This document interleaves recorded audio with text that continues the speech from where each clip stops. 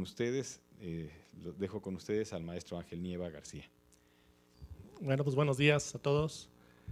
Se agradece la invitación de profesor Alfonso Rivas, con el que hemos tenido en los últimos años relación, precisamente con esta inquietud de que aquí en la Universidad Autónoma Metropolitana, mediante una asignatura que se tiene de seminario, es acercar a los muchachos del área de arquitectura a estudios de casos reales en ecoturismo.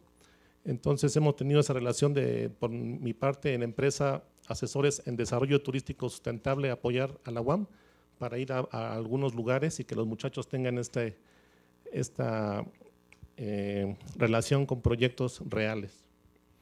Pues bien, se me invita para que platiquemos sobre este tema que se llama experiencias de ecoturismo a favor del respeto por la naturaleza, la calidad de vida y fomento de actividades productivas, ¿sí?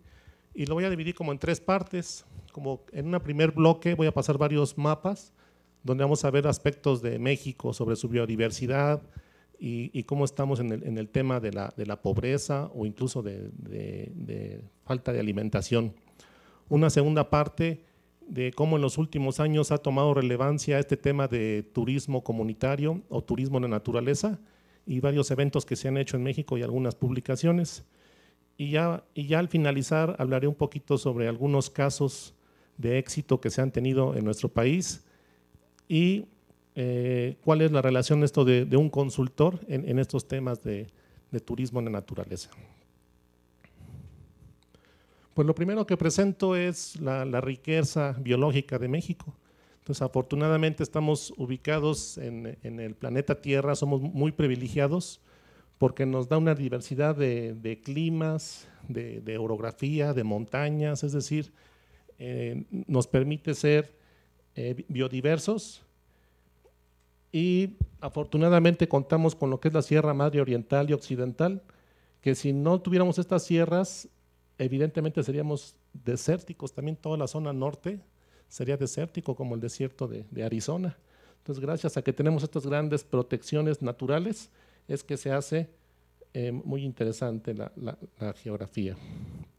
En particular, México está ubicado en dos regiones biogeográficas, una al norte que se la llama la neoártica y que tiene relación con la parte norte del continente americano y la región neotropical. Y se dan cuenta, en la parte central es por donde surge lo que se denomina la zona de Mesoamérica, es decir, toda la parte de las grandes culturas que se desarrollaron en el centro de nuestro país. Entonces se debe mucho también a su posición geográfica. En particular, nuestro país en la actualidad son 176 áreas naturales protegidas que son administradas por la Comisión Nacional de Áreas Naturales Protegidas, que a su vez pertenece a la CONAM. Aproximadamente el 12% de nuestro territorio está en un estatus de conservación o de protección, ¿sí? Si lo vemos gráficamente en un mapa, vemos como que son manchones aislados, ¿verdad? Pero de alguna forma son esfuerzos muy grandes que se hacen para tener regiones que tengan un estatus de conservación. La particularidad en México es que dentro de estas regiones existen comunidades rurales, indígenas, incluso ciudades, en donde se establecieron estas áreas naturales protegidas, que en algunos países no ocurre así, son áreas silvestres y con lo menos de población que tengan es mejor. En el caso de las regiones indígenas en el país, aproximadamente el 10% de la población tiene un origen indígena. Entonces aquí vemos las manchas también de todo nuestro territorio en donde se ubican estas poblaciones con un origen indígena. En particular vemos aquí en Baja California Norte, podemos decir, pero ¿qué grupo hay por allá, verdad? Que incluso ya son poquitos, los poquitos grupos indígenas que hay autóctonos ya están desapareciendo, quedan 5 personas, 10 personas. Pero resulta que hay tanta migración del centro del país que se van para acá, a la cuestión de la cosecha, la agricultura, la mano de obra, entonces ya se vuelve también un estado con composición étnica. La península de Yucatán, el centro del país y los estados de Oaxaca, Chiapas, Guerrero.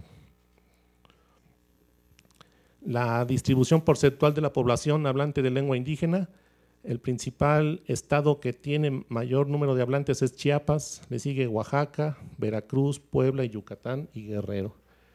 Y vamos a ver una constante en los siguientes gráficos, como que en estos estados es donde se concentra la cuestión de la población indígena, pero a su vez las estadísticas de marginación y de pobreza. Número de hablantes de lengua indígena por entidad, está también Oaxaca, Chiapas, Veracruz, Puebla. ¿Sí? Estados en pobreza alimentaria. Aquí sí me quiero detener tantito porque si vemos por aquí la estadística nos dice que en el 2010 aproximadamente fueron censados 112 millones de habitantes en nuestro país, por cerrar el número. En el 2008, según el Coneval, aproximadamente había como 49 millones de mexicanos en situación de pobreza. Y para el 2010 subió a 52 millones. Ahí me quedé en la estadística del 10, pero si nos fuéramos ahorita al 14, seguramente ya estamos cerca de los 55 o 60 millones en pobreza, ¿verdad? Entonces, a pesar de que vemos los grandes esfuerzos del gobierno federal, los programas que hay contra la pobreza, pero realmente es grave la situación y abismal todo lo que se tiene que emprender para revertir esta situación. ¿Cuáles son los estados que aparecen aquí que tienen el mayor porcentaje? Guerrero, Oaxaca, Chiapas y Puebla. ¿Sí? Que como ya vimos en láminas anteriores, ahí se concentra la población indígena. Otro dato, porcentaje de población analfabeta de 15 años y más, y otra vez volvemos a ver los estados Chiapas, Guerrero, Oaxaca, Veracruz, Puebla. Entonces, como ven, es una constante, ¿verdad?, geográfica, que en esos lugares lo estamos. ¿Por qué inicio en este marco? Porque precisamente eso es lo que nos da pie a por qué ha proliferado este tema de turismo en la naturaleza, precisamente como una opción de actividad productiva que sea viable para varias comunidades rurales y echen a andar sus proyectos. En muchos de estos lugares ya no hay bosques, ya la agricultura es insostenible, ya el campo ya no es fértil o ya no hay pesca, es decir, son territorios ya muy desolados y los que queda como opción es poder ofrecer la cascada, el cuerpo de agua, la laguna, la cueva o su cultura, sus artesanías para poder recibir personas que vienen de afuera y hacer recorridos en sus parajes. En particular en este año, el 2004, en septiembre, 2014, ha tenido fuerte la incidencia en este tema de turismo y desarrollo comunitario por parte de la Organización Mundial del Turismo, como que ese fue su eslogan de este año. De ahí que en varias regiones del planeta esta fue la temática, cómo acercar a las comunidades rurales indígenas a la actividad turística. ¿Sí? Y bueno, este fue como que su eslogan. En México en este mismo año se han realizado varios eventos, los pongo como ejemplos para que veamos como por dónde va la tendencia, ¿verdad?, en la investigación o en la academia. Dice, segundo coloquio de turismo en tierras indígenas y comunidades rurales. Este fue organizado por la Universidad Autónoma del Estado de México. Otro evento, segundo congreso de turismo rural en Ciudad Guzmán, Jalisco, promovido por la Universidad de Guadalajara. Otra vez la misma temática, ¿verdad? Por ahí está una feria que ya se está realizando cada año, que es la Feria de Turismo de Aventura, organizada por ATMEX, que este año fue en San Cristóbal de las Casas, Chiapas. ¿Sí?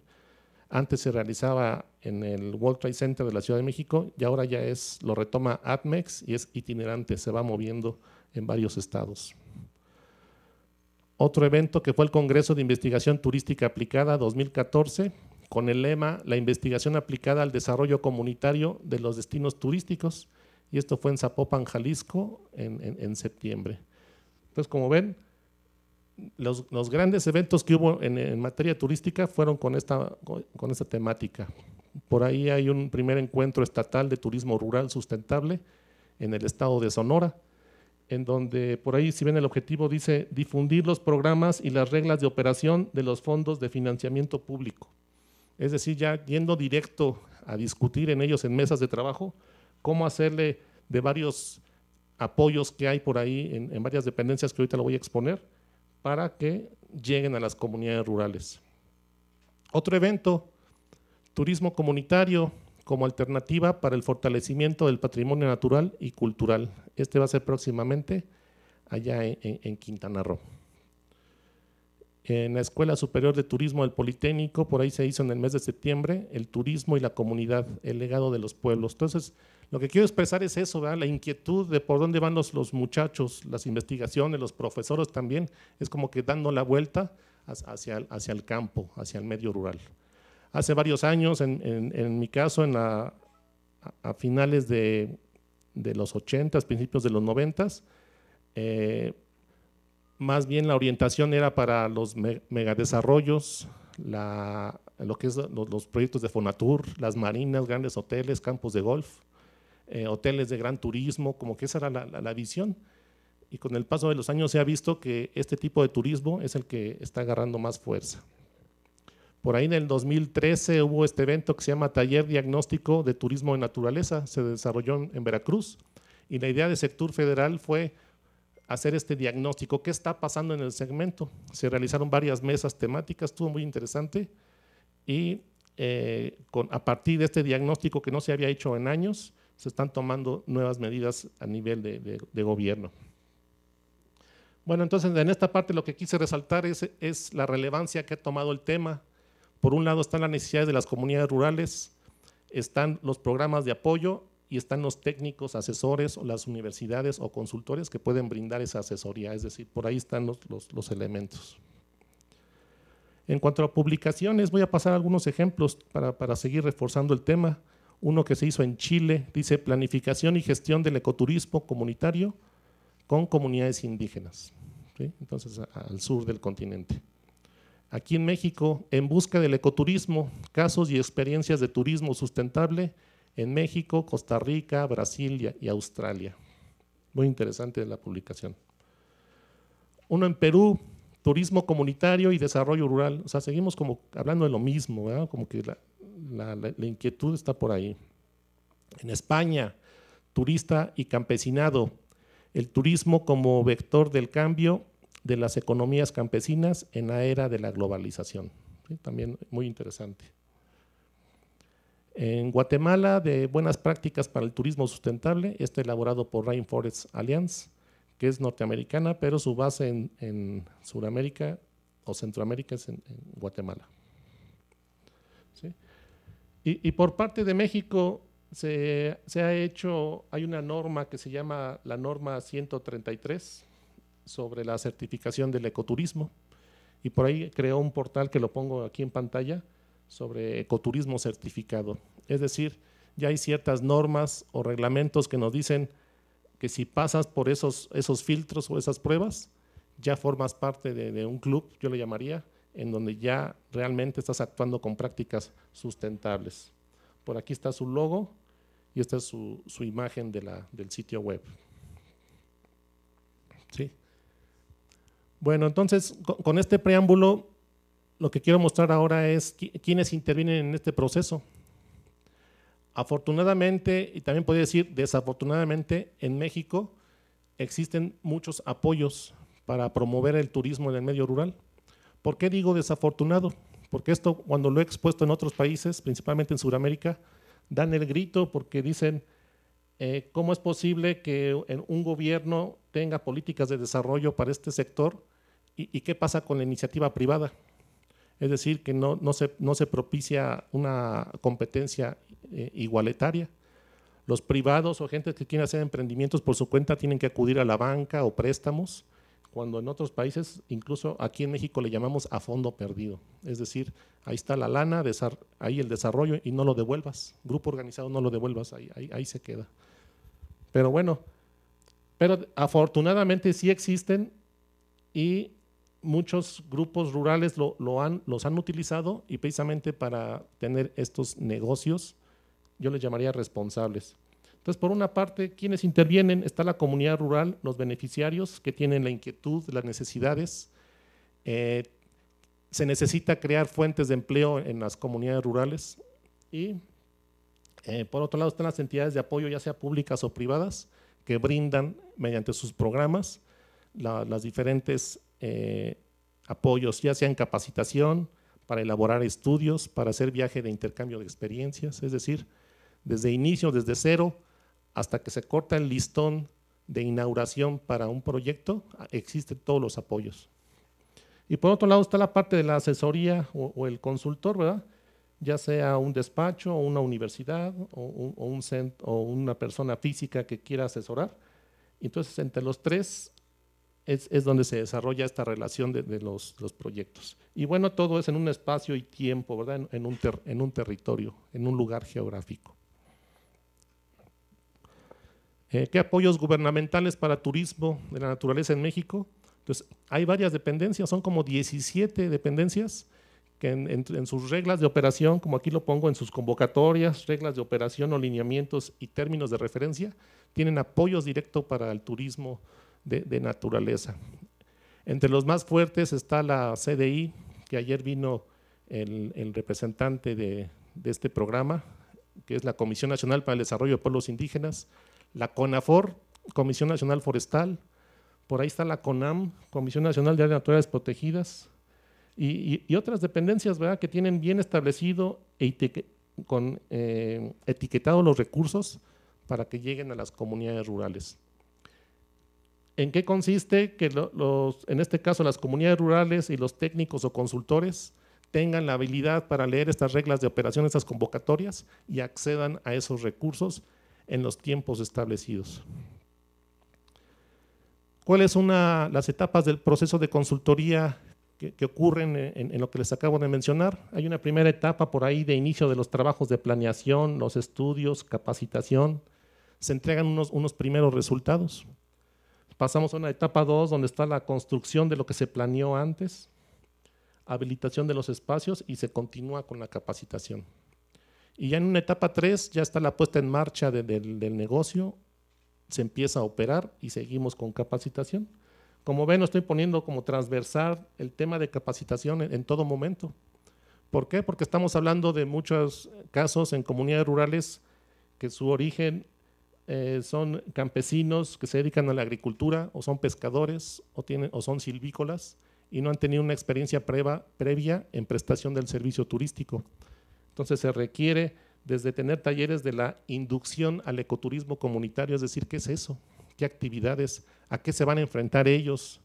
Y después ya vienen temas más técnicos como la formación de guías, preparación higiénica de alimentos, contabilidad básica para establecimientos de hospedaje y de alimentos, solución de conflictos de grupo, es decir, son varios temas hasta que llegamos incluso a temas de contabilidad, ¿verdad?, para que administren sus negocios.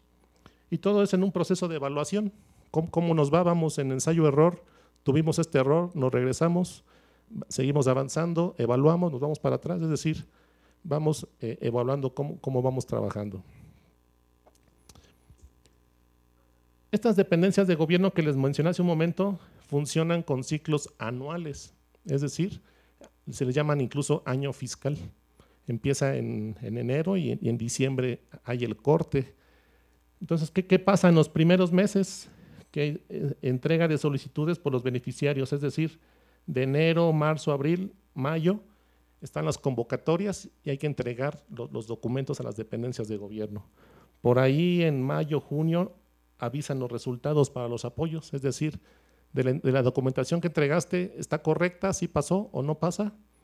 Y si es que sí, entonces empiezas a trabajar, ¿verdad? Entonces empiezan los trabajos por ahí en julio, agosto, septiembre, trabajos de campo y gabinete, y a finales de año hay que entregar resultados. ¿Por qué menciono esto? Porque muchas veces en las comunidades rurales los ciclos de organización o los tiempos de toma de acuerdos no son así, tan estrictos, de que en enero arrancamos y todo es muy programado, sino que tienen ciertos tiempos en la toma de decisiones a nivel comunitario, es decir, lo que es la asamblea, lo que es la toma de acuerdos en conjunto, pero bueno, de alguna forma nos aceleran. Como técnicos, que ayer ya no pude venir a la presentación de CDI, pero la vi por internet, yo la pregunta que le quería hacer al compañero de CDI, el funcionario, es, ahora en sus reglas de operación dicen, el técnico tiene que hacer un estudio en 45 días, imagínense. Si se le paga una buena cantidad, por ejemplo, son para hacer un estudio se le llama plan de negocios, como 250,000 pesos. Pero me dicen, en 45 días tienes que hacer todo el proceso incluso la cuestión arquitectónica de costos, planos y organización comunitaria y entregas resultados. Entonces hay caray, entonces si estoy hablando del tema de un año y aparte se reduce la etapa de elaboración del estudio en 45 días, está muy forzada la situación.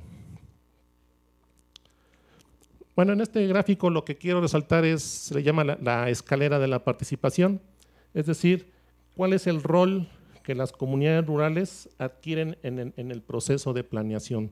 Si tienen una actitud de pasividad, nada más son para suministro de información, participan por consulta, participación por incentivos, participación funcional, participación interactiva, o lo que se quiere llegar es al autodesarrollo o a la autogestión, también se le denomina, es decir, cómo ellos pueden adquirir toda la información administrativa y de organización para que ellos lleguen a su autodesarrollo. Y en lo menos posible ocupen la asesoría técnica externa, ¿sí? Entonces es un proceso que puede tardar meses, años, pero la idea es eso, que es que se llegue a la toma de decisiones en consenso y en una forma autónoma.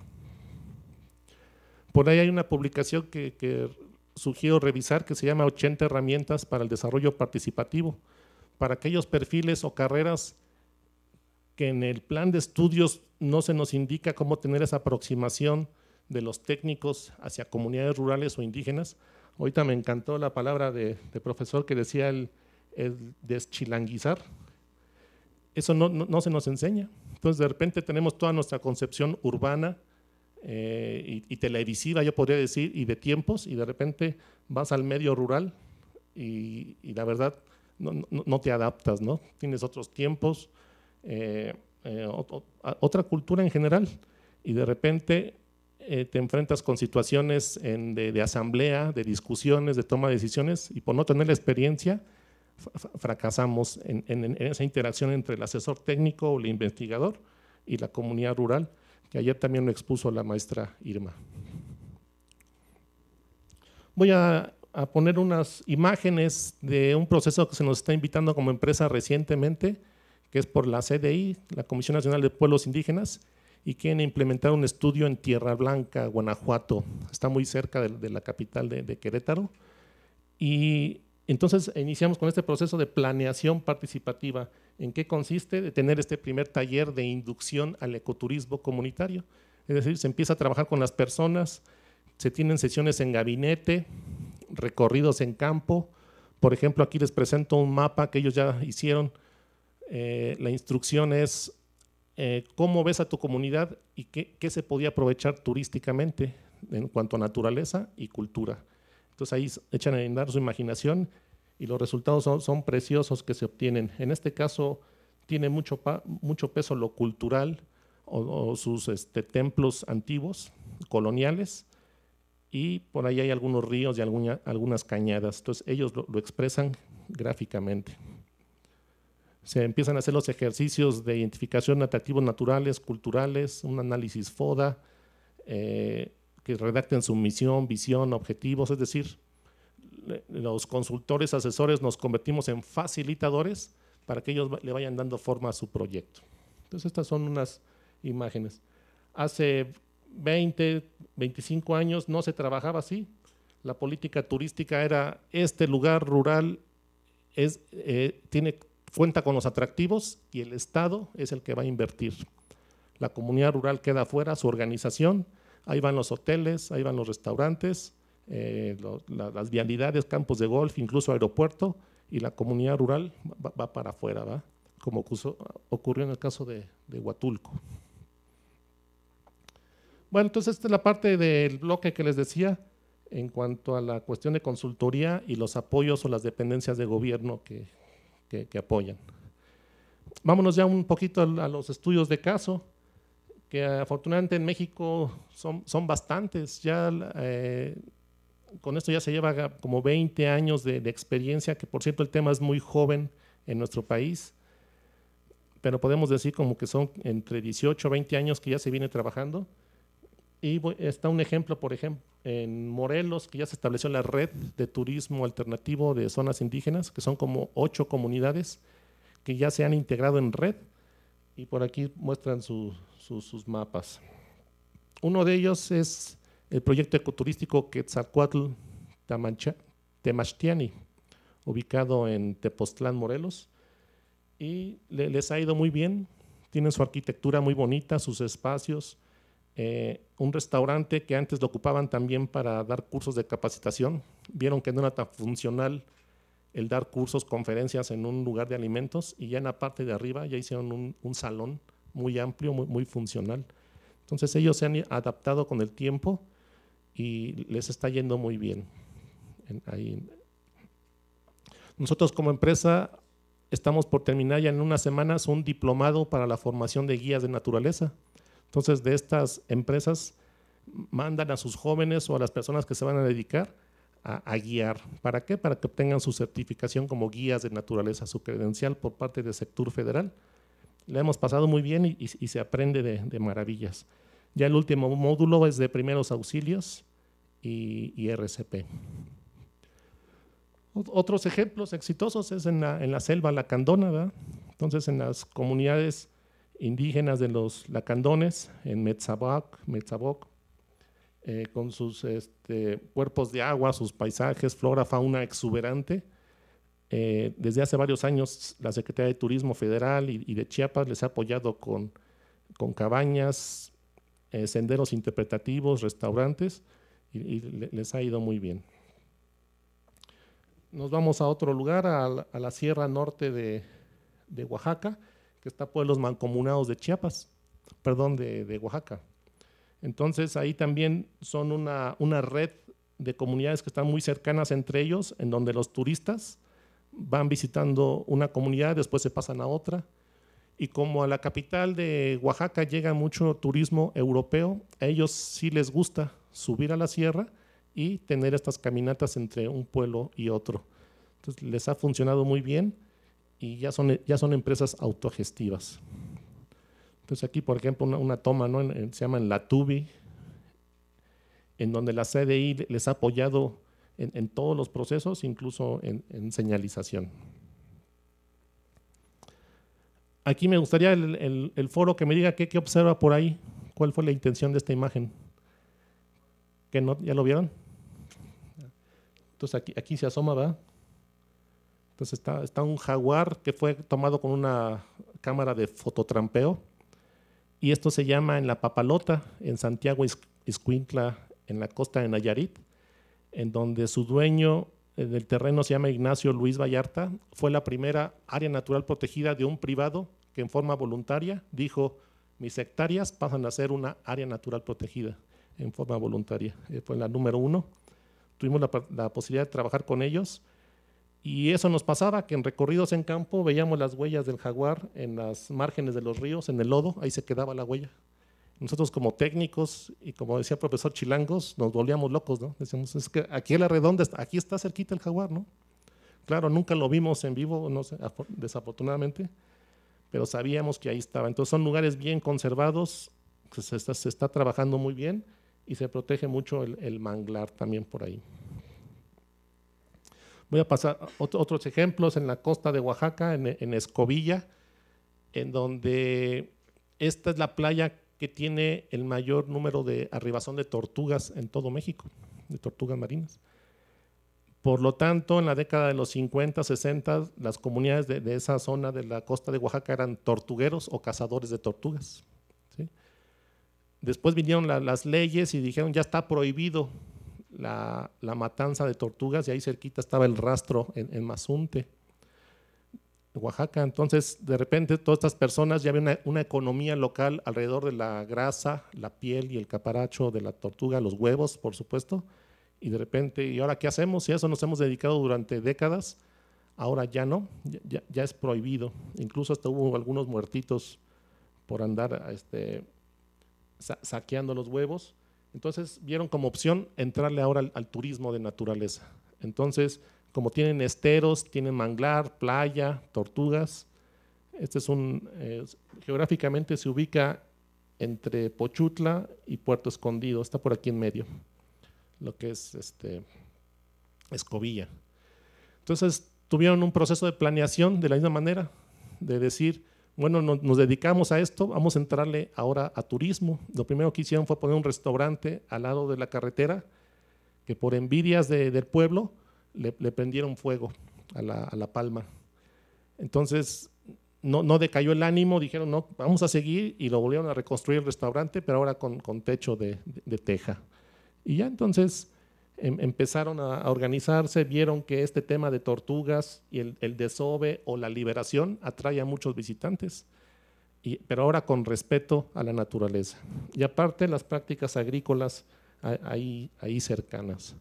Entonces yo puedo decir que ha sido un caso de éxito, han recibido muchos cursos, talleres, y ahora ellos ya son maestros. Por ahí está don Sóstenes, don Heradio, que ellos ahora son los que dan los cursos a las personas de la región por la experiencia que ya han tenido, y la verdad son expertos en el tema de tortugas. Por ahí contribuimos como despacho lo que fue el plan maestro, que se propusieron algunos espacios de alojamiento, andadores, un centro de interpretación ambiental, el restaurante, ¿sí? Y bueno, y esto lo presento porque con la intención de resaltar que en el caso de la UAM, en el área de arquitectura, aquí es donde entra perfectamente. Se requiere la mano de técnicos egresados de arquitectura para que participen con estas comunidades rurales. Muchas veces ellos a su manera hacen sus cuartos, sus cabañas, y la verdad cuando llegan los turistas dicen no están bien elaboradas, ¿no? Los espacios, la ventilación, hasta los colores.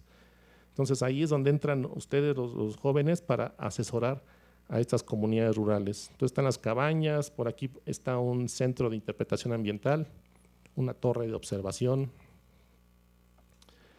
Y ya viene el proceso de construcción, que aquí lo ideal es que sea con los materiales de la región, arquitectura vernácula y la mano de obra local. Por ahí queda. Este es el ejemplo de el logo o la imagen corporativa que decidieron, un esquema regional de los atractivos y los servicios que se ofrecen.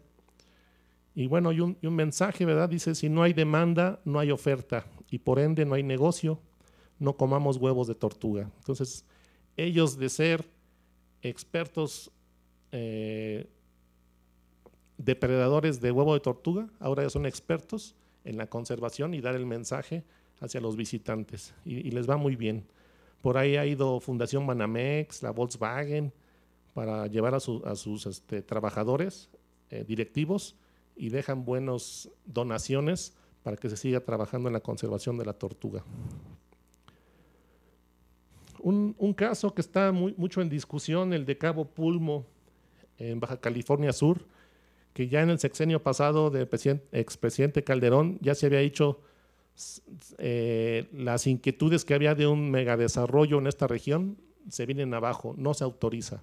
Y resulta que pasan los años y otra vez está el ruido de que siguen los inversionistas queriendo hacer ahí su megadesarrollo. La comunidad de Cabo Pulmo dice, la forma como ya estamos organizados y los servicios que ofrecemos, de esa forma queremos nuestra actividad turística.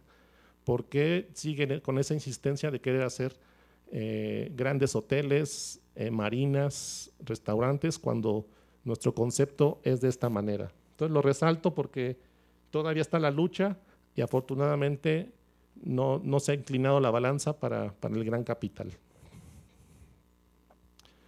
Y bueno, el campo laboral de la consultoría de turismo en el medio rural.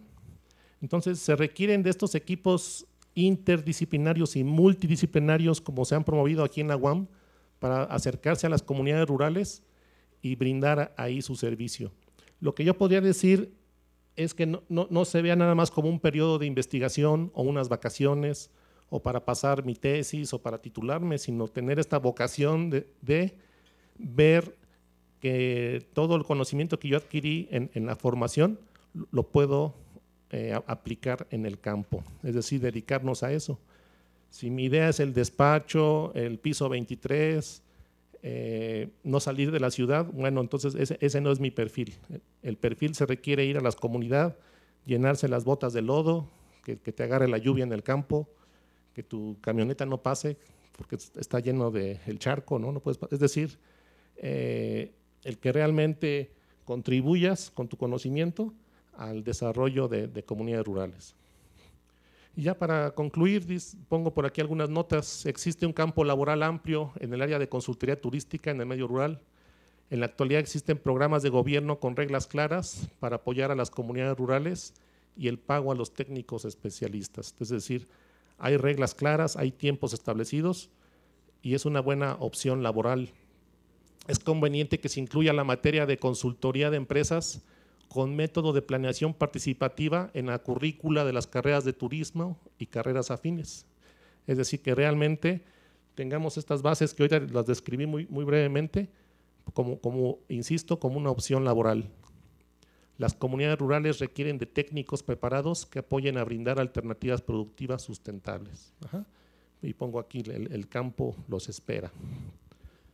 Por aquí hay un mensaje que ahora andamos muy metidos en el Facebook y eso por ahí lo saqué y dice, por lo menos una vez en la vida vas a necesitar un médico, un abogado, un arquitecto, pero todos los días, 3 veces al día, vas a necesitar un agricultor. ¿Sí? Entonces necesitamos darle ese valor a las personas que están en el campo, porque de eso dependemos, ¿verdad? La alimentación es lo número 1 y a veces vemos que son los que viven en peores condiciones. Bueno, y por aquí pongo mis datos de contacto. En la actualidad estamos impartiendo un curso que se llama Consultoría de Proyectos Turísticos en el Medio Rural, es por internet. Arrancó el sábado pasado, el 1 de noviembre, todos están, si hay interés, se pueden inscribir. Y dura un mes y todo lo que hemos platicado ahorita, por ahí lo discutimos vía internet. ¿Qué es eso de la convocatoria, los términos de referencia? ¿Qué es el consultor? El papel que juega. Si es rentable o no un negocio de consultoría en la actualidad, de turismo en el medio rural. Y bueno, ahí nos vamos a divertir. Pues agradezco, profesor Alfonso. Quise hacer una breve relatoría y a ver si surgen preguntas. Sí, gracias.